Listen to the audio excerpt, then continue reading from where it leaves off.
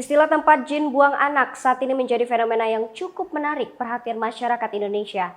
Untuk di Palembang sendiri, ternyata istilah jin buang anak menjadi ungkapan yang sering terdengar dalam kehidupan sehari-hari di masyarakat.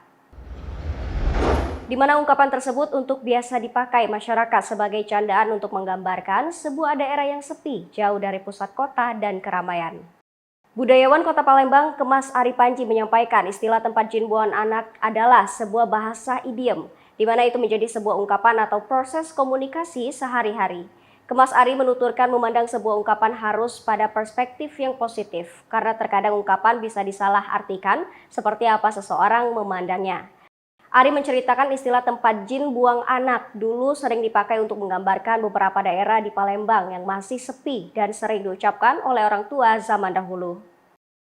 Dulu orang tua kita suka tanya misalnya kamu sekarang tinggal di mana di Talang Jambi, kalau orang tua dulu pasti bilang alang kejauhnya tempat jin buang anak. Karena orang tua dulu taunya daerah di sana masih sepi dan tidak tahu jika sekarang sudah ramai, ujar Kemas Ari Panji.